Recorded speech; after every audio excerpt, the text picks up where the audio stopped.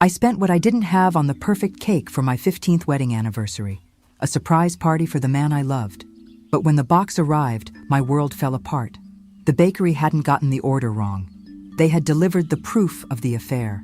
In beautiful chocolate script was the message he wrote, not for me, but for her. And the entire party was about to arrive. Hi, my children. Pull up a chair. Today, Grandma is going to open the old story chest. And what's inside isn't a fairy tale. No, it's the story of how a cake, a simple party cake, ended my 15-year marriage. You all who are married, do you know what it's like? Do you know that moment when you look at the person next to you in bed and it feels like there's a mile of distance between you? That's how I felt. This was, wow, a long time ago. I was 42 years old. A whole life ahead of me, I thought. I lived in Charlotte, North Carolina. A beautiful house, you know? One of those suburban American houses with a green lawn, a white picket fence. From the outside, it looked like a margarine commercial. But inside, the house was cold. I was married to Mark Sullivan, a handsome man, charming. When he wanted to be, he could be the most incredible man in the world. The problem was, that year, he wanted to be less and less. We were about to celebrate 15 years of marriage, the crystal anniversary they call it, and my marriage was anything but crystal clear. It was opaque, foggy. We didn't fight, you see? It was worse. It was the silence. It was the dry good night. It was him coming home later and later from the law firm. A lot of work, Sarah, he'd say. A complicated merger. And I, foolishly, believed him. He had hired a new assistant a few months earlier, a Chloe, young, full of energy. He always said how efficient she was. Chloe organized my schedule. Chloe got the reservation. Chloe, and me, in my house, feeling more and more like a piece of furniture.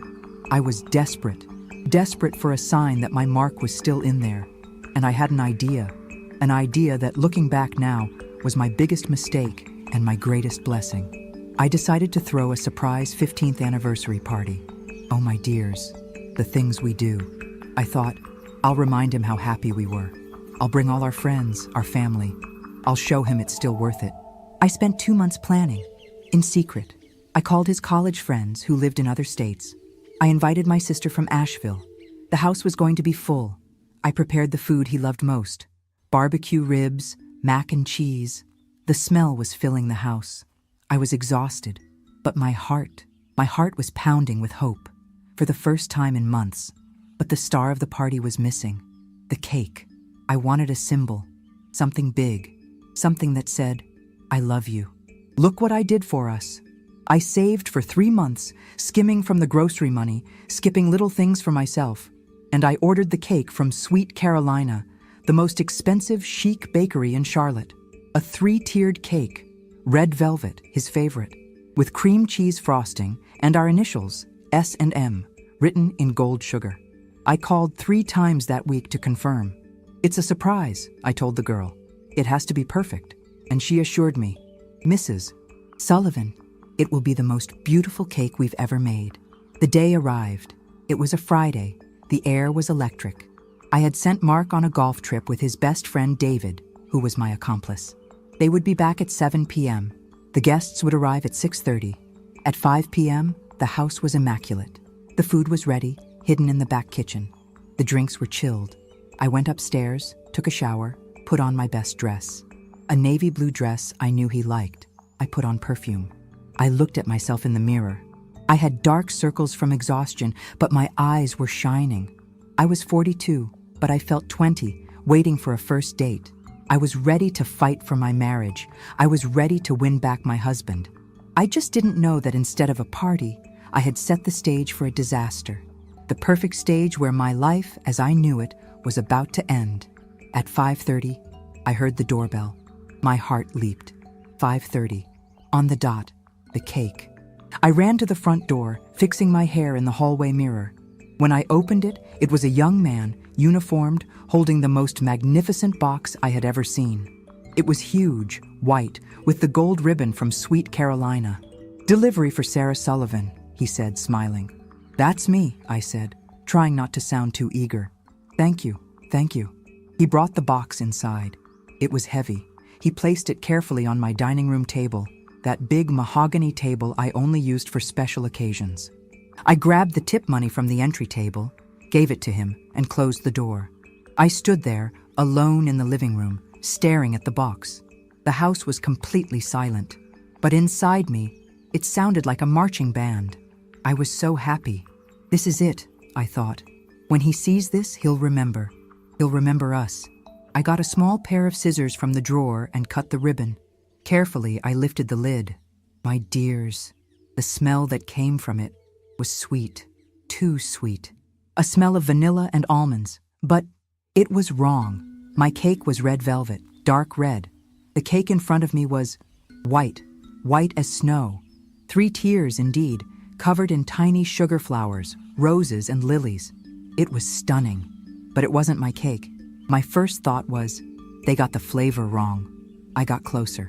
My heart, which had been pounding with joy, started to pound with panic. The guests would arrive in an hour. How could they get the flavor wrong? And then, I saw the writing. On the top, where our gold S&M initials should have been, there was a sentence in beautiful dark chocolate script. I read it. I can't wait for our I do, Michael. With love, Chloe. Sarah pauses for a long time, looking at the cup in her hands. I blinked. Once. Twice. Michael. My head spun.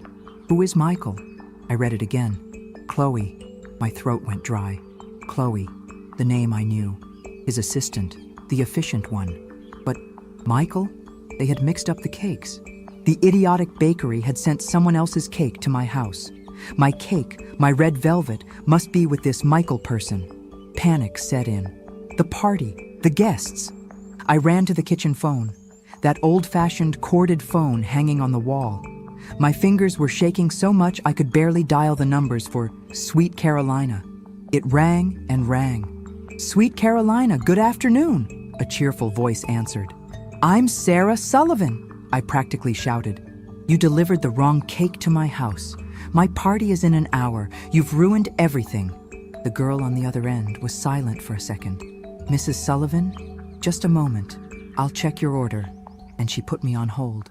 My dears, those 2 minutes on hold, listening to that elevator music on the phone, were the longest minutes of my life. I was leaning against the kitchen wall, looking into the dining room, at that beautiful white cake, mocking me. The smell of vanilla was making me sick. I could only think about how I was going to explain to the guests that there was no cake.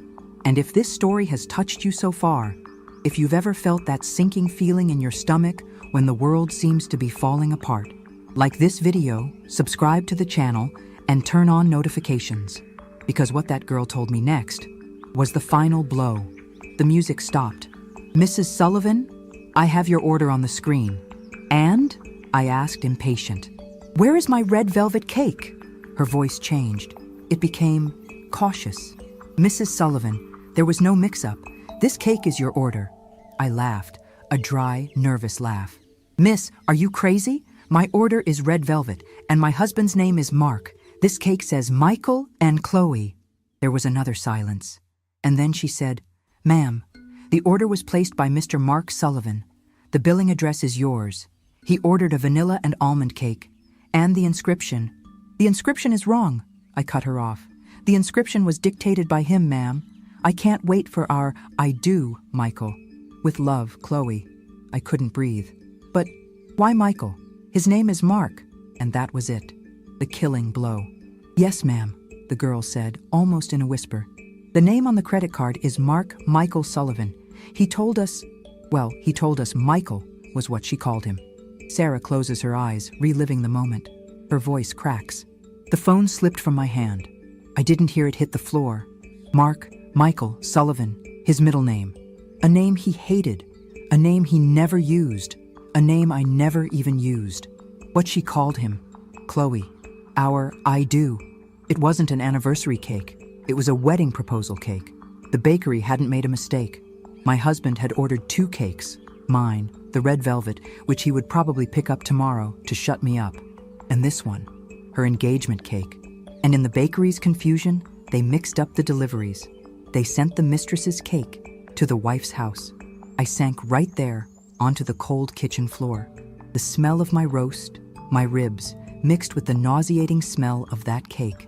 The sound of the clock on the wall went tick-tock, as loud as a drum, and I heard the first car pulling up on the street. My guests, the surprise party, they were arriving. The kitchen floor was cold. You know, it's funny the little things you notice in a moment of despair. The smell of almonds. I don't think I've eaten anything with almonds since. But there was no time to stay there, crumpled on the floor. The tick-tock of the clock seemed to be screaming at me. "Wake up, Sarah! Wake up!" I heard a car door slam. And laughter. It was my neighbors, the Thompsons. "They're half an hour early," was the only idiotic thing my brain could think. I stood up. My legs felt like jelly. I went to the hallway mirror. I was pale. My mascara was intact. But my eyes looked like they had aged 20 years in 20 minutes. The doorbell rang. Ding dong. What was I going to do? Send everyone away? Party's canceled? My husband is a cheater? No. Something strange happened to me there in that hallway. The sadness vanished. The panic vanished. And in their place, a rage rose up. A cold, sharp rage. I looked into the dining room at that white monument to the lie. And I thought, no, you are not doing this to me, Mark. You will not humiliate me behind my back. I will make you face me. I took a deep breath, put on a smile, the fakest smile of my life, and opened the door. "Janet, Bill, you're here," I said, in a voice that barely sounded like mine. "Sarah, we came early to help," Janet said, hugging me. She pulled back. "Are you okay? You're pale as a ghost." "Just tired, dear," I lied, running around all day to make everything perfect for Mark. Come in, make yourselves at home." They came in, laughing, carrying a case of beer, and they stopped, right at the entrance to the dining room. "My God, Sarah," Bill said. "What is that cake? Beautiful, isn't it?" I said, my voice calm. Janet got closer to read the inscription. I saw her face change from confusion to pity. She looked at me. "Sarah, who is Michael?" "Mark's middle name," I replied, walking to the kitchen to get a glass of water. "And Chloe is his assistant." The silence in the room was heavy. Bill didn't know where to look. Janet followed me into the kitchen. "Sarah, what is going on?" she whispered, horrified. "What's going on, Janet? Is that the bakery mixed up the deliveries? They sent Mark's mistress's engagement cake to his wife's anniversary party." Janet's face turned red. That, shh, I said. More cars. The doorbell rang again, and again. For the next 20 minutes, my house filled up. My sister, his college friends, all 30 guests, and they all did the same thing. They came in, congratulated me in whispers. It was a surprise, after all, and then they saw the cake. That white cake, in the center of my dining room, was like an elephant, a 3-tiered elephant. No one talked about it, but no one could take their eyes off it. The surprise party had turned into a wake. People grabbed drinks, formed little groups, and whispered, looking at me with pity. They were waiting for me to fall apart, to run to the bedroom, crying. But I didn't. I stood there, by the fireplace, in my blue dress, serving appetizers I had made myself, smiling. I was waiting. If my marriage was going to end, it wasn't going to be with a note. It wasn't going to be with a phone call.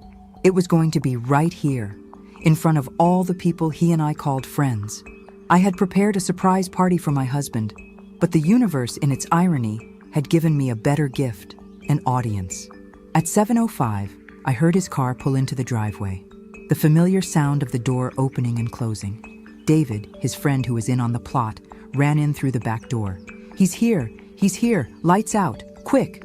The room went dark. Everyone fell silent. A silence so thick you could cut it with a knife. I heard my friends holding their breath. They weren't waiting to yell, "Surprise!" They were waiting for the fireworks to start. I stayed in my spot. I heard the key in the front door. The door opened. "Sarah?" I heard Mark's voice. "Honey? Why is the house dark? Did you forget to pay the electric bill again?" He flipped the light switch. The lights came on, and 30 people, instead of yelling, "Surprise!" just stared. Stared at him, and stared at me, and stared at the cake. The air in the room was so heavy I could barely breathe. The food getting cold in the kitchen. The smell of the barbecue I'd spent all day making. Now it just smelled like spoiled food. Mark, my husband, standing in the doorway. His smile froze. Sarah stops stirring her tea. She places the cup on the side table with a steady hand. She looks directly at the camera, her eyes unblinking. He just stood there, my dears, with his coat still on his arm and his car keys in his hand. His brain was trying to catch up. First, he saw the 30 people. The confusion on his face was almost comical. He thought he'd forgotten his own party. Sarah, what? He started to say. His voice was confused. What is all this? No one yelled, surprise! No one clapped. No one moved. The entire room looked like a photograph. 30 statues of salt, all looking at him. He looked at my sister. He looked at Bill, the neighbor. He looked for his friends, David, who had brought him home. David was in the corner, staring at the floor, looking like he was going to be sick. What kind of joke is this? Mark said, trying to laugh. But the laugh came out like a choke. And then, his eyes found me. I was standing by the fireplace in my blue dress. I wasn't crying. I wasn't angry. I was still, empty, waiting. He looked from me to the dining room table. My dears, if I live to be 100, I will never forget the scene that followed. He saw the cake. I saw his eyes go wide. I saw him take a step into the room as if mesmerized by that white mountain. He approached the table. I saw the exact moment he read the inscription. I can't wait for our I do, Michael. With love, Chloe. The blood drained from his face.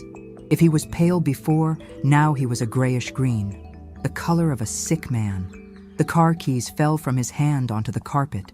They made a soft, almost silent thud. The whole room held its breath. Sarah, he whispered without turning to me. He was still staring at the cake. Sarah, what? What the hell is this?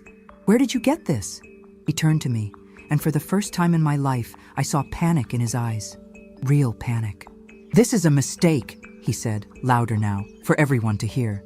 The bakery. They must have messed up. This is crazy. Bill, Janet, isn't this crazy? They sent the wrong cake. He tried to laugh again. No one laughed with him. That's when I moved. I stepped away from the fireplace. The wooden floors in our house were old. They creaked a little. But right then, the sound of my heels on the floor sounded like a hammer. Tock, tock, tock. I stopped on the other side of the table. The cake was between us, that monument to his lie. It wasn't a mistake, Mark, I said. My voice came out firm, clear, sharp. Of course it was, he insisted, running his hand through his hair, a nervous tic he had. Did you call them? You have to call them. I'm going to sue these incompetents. They ruined our party. Our party? I asked, raising an eyebrow.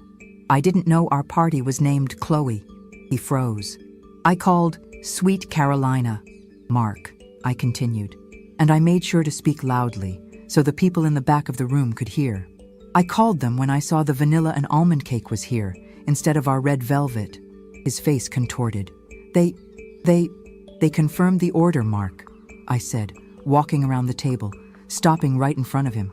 So close I could smell the outside air on him. They confirmed the order was placed by you, that the inscription was dictated by you, that the payment was made with your card. Mark Michael Sullivan. The name, Michael. It was like I had thrown holy water on a demon. He took a step back. He looked at his friends, his college buddies who had come from so far away. Guys, she's lost it. She's just tired. But no one defended him. My sister, who was near the kitchen, started to cry softly. Who is Chloe, Mark? I asked. She's my assistant. You know that. It's an office joke, Sarah. A stupid joke. The cake was for a guy at the office named Michael. And Chloe, the cake was for a guy named Michael? I interrupted. Mark, please. At least now, don't lie to me.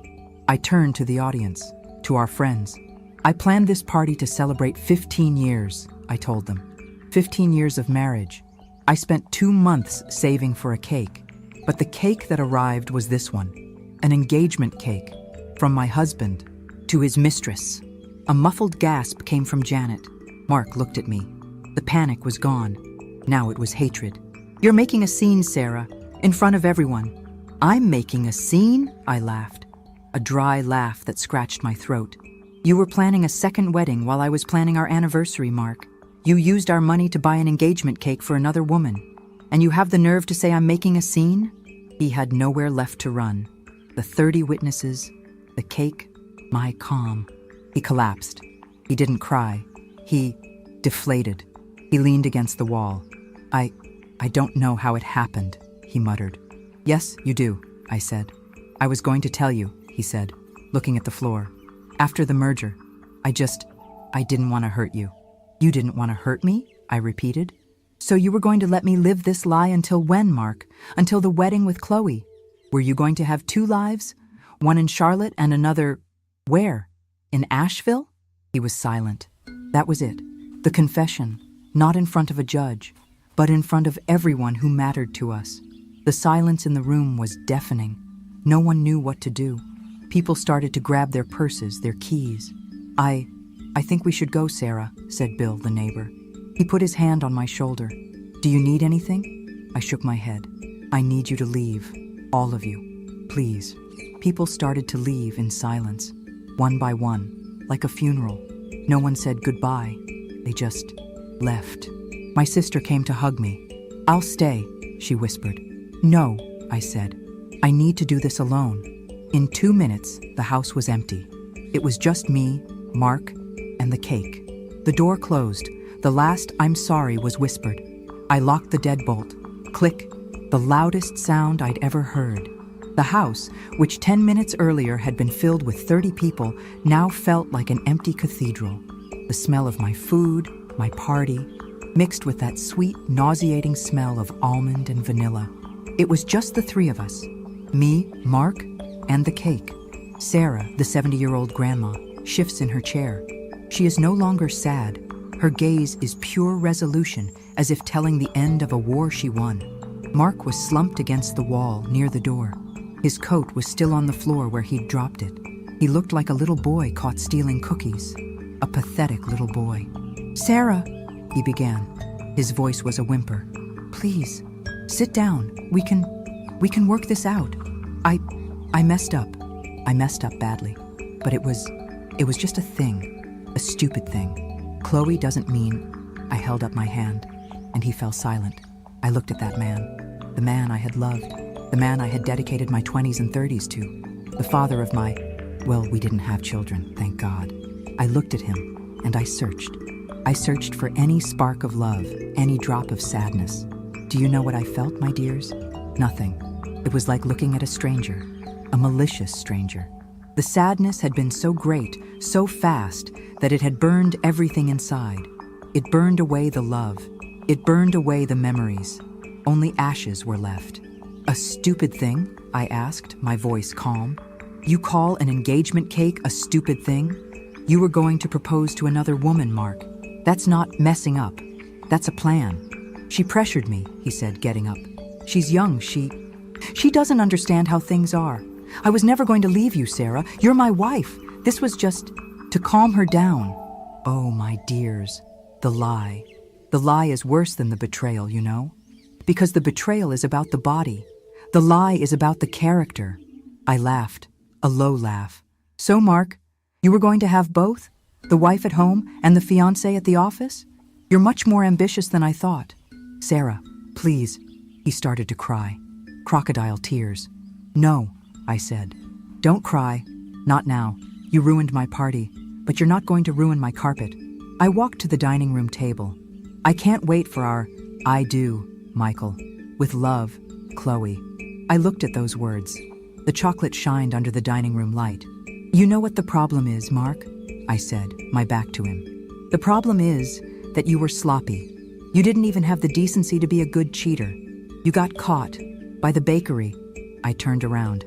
But since the cake is here, it would be a waste, don't you think? He looked at me, not understanding. I went to the kitchen. The smells of my food tied my stomach in knots. The ribs I'd spent hours on. The mac and cheese he loved. I opened the drawer. I took out the biggest knife I had. The carving knife. Sharp. I went back to the dining room. When Mark saw the knife in my hand, he took a step back. Sarah, for God's sake, what are you going to do? He thought I was going to go after him. Sarah lets out a little chuckle.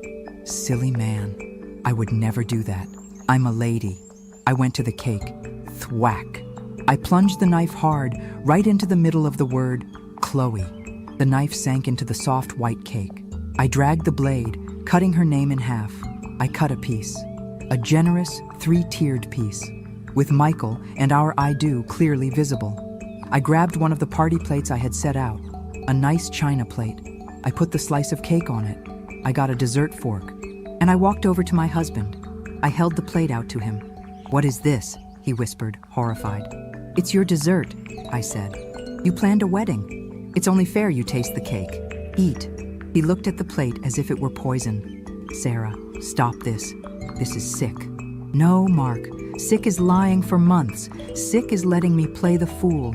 Sick is thinking you can have 2 women and 2 lives. Now, eat your cake." He didn't move. "Take the plate, Mark," I said, in a voice that allowed no, no. Trembling, he took the plate. "Good boy," I said.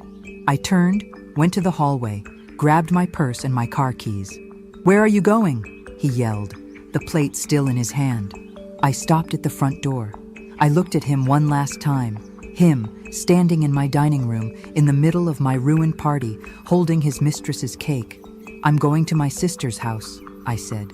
"I'll be back tomorrow with her to get the rest of my things. I suggest you not be here."